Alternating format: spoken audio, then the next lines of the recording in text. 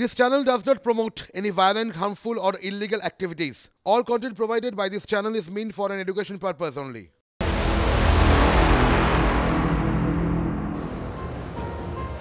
আবাস নিয়ে তো কত কাণ্ড সে তো দেখলেনি, তবে আরও আছে কিন্তু এ রাজ্যে তো ইস্যুর কোনো অভাব নেই। এই যেমন ডিএ, আজকে কেন্দ্রীয় হারে মহার্ঘ ভাতা সহ একাধিক দাবিতে পথে নেমেছে সংগ্রামী যৌথ মঞ্চ। 40% হারেই চাই তাদের মহার্ঘ ভাতা বা ডিএ, এবং আবারও এই দাবিতেই রাস্তায় নেমে আন্দোলন। কলকাতাতে মহা মিছিল, মুখ্যমন্ত্রী মমতা বন্দ্যোপাধ্যায়ের সঙ্গেও দেখা করার দাবি জানিয়েছিলেন তারা। সেই দাবি পূরণ না হলে এরপরে লাগাতার অনশনের ডাকও দিয়েছেন সংগ্রামী যৌথ মঞ্চের সদস্যরা। আর শুধু তাই নয়, সরকারি অফিসেও অচলাবস্থা তৈরির হুঁশিয়ারিও দেওয়া হয়েছে। দুপুর থেকেই রাজপথ একেবারেই জমজমাট। অনেক জায়গাতে পুলিশের সঙ্গে বচসা বাঁধে আন্দোলনকারীদের, উত্তেজনা ছড়ায়। গত মাসেই 4% হারে ডিএ বেড়েছে রাজ্য সরকারি কর্মচারীদের, কিন্তু তবু আন্দোলন তো তারা চালিয়ে যাচ্ছেন এই সংগ্রামী যৌথ মঞ্চের সদস্যরা।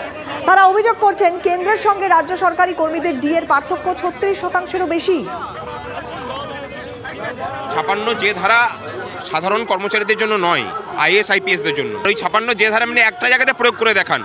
একটা কথা মনে রাখবেন যে 2004 সালে জয়ললিতাও সেই সাহস দেখিয়েছিলেন।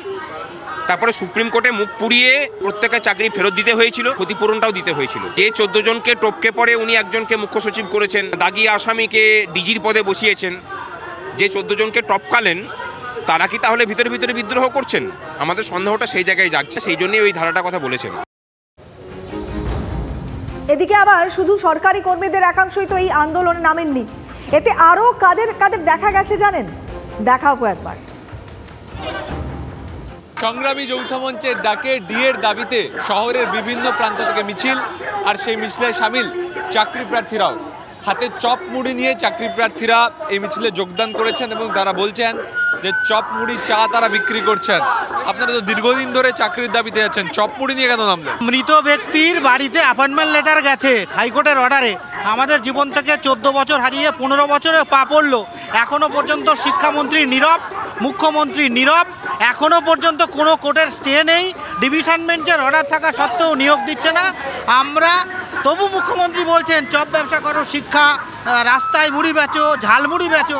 আমরা প্রতীকী এই আন্দোলন করছি যে আমরা মেধাবী যোগ্য ছেলেরা এইটা করার জন্য আমরা পড়াশোনা শিখিনি। মুখ্যমন্ত্রী ওখানে বইমেলার উদ্ভাবন করছেন, ভিআইপি গেটে গিয়ে বই কেনাকাটা করছেন। 1 মিনিটের জন্যও 5 বছরে অ্যাপয়েন্টমেন্ট মানে দেখা করার সুযোগ পাননি। সংগ্রামী যৌথ মঞ্চের মিছিল, আর সেখানে চপ মুড়ি নিয়ে চাকরি প্রার্থীরা যোগ রয়েছেন। শুধু প্রাইমারি চাকরি প্রার্থী নয়, রাজ্য গ্রুপ ডির চাকরি প্রার্থী, টেট চাকরি প্রার্থী, তারা প্রত্যেকে এই মিছিলে সামিল হয়েছেন এবং তারা দাবি তুলছেন দ্রুত নিয়োগের। ক্যামেরায় সমরের সঙ্গে সুমন, TV9 বাংলা, কলকাতা।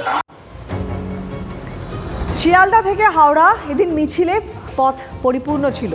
তাদের দাবি পূরণ না হলে 29শে জানুয়ারি থেকে কর্মবিরতির হুঁশিয়ারি দিয়েছেন আন্দোলনকারীরা। শোনা গিয়েছে তাদের গলাতে এই আওয়াজ। আর এই পরিস্থিতির জন্য খোদ মুখ্যমন্ত্রী দায়ী থাকবেন বলে হুঁশিয়ারি তাদের। এ নিয়ে সরগরম রাজ্য রাজনীতিও। উপযুক্ত দাবিতে মিছিল হচ্ছে এবং গোটা ভারতবর্ষের সব রাজ্যেই কেন্দ্রীয় হারে মহার্ঘ ভাতা দিচ্ছে। আমরা যে লয়ার দিয়েছিলাম তারাই কিন্তু ডিএ মামলাকে মিসেলেনিয়াস লিস্ট থেকে বের করে রেগুলার লিস্টে এনেছেন। 5ই ফেব্রুয়ারি ডিএ মামলার হিয়ারিং হবে, তার ব্যবস্থাটাও আমরা নিয়েছি। বিজেপি যেদিন পশ্চিমবঙ্গে সরকার করবে সেই দিন এটা নিয়ে মিছিল করার দরকার হবে না।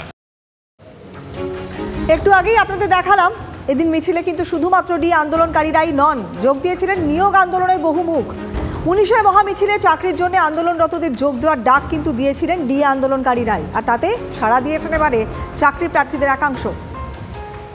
সংগ্রামী যৌথ মঞ্চের শিয়ালদার মহামিছিলে পা মিলিয়েছিলেন 2022-এর চাকরি প্রার্থীরা।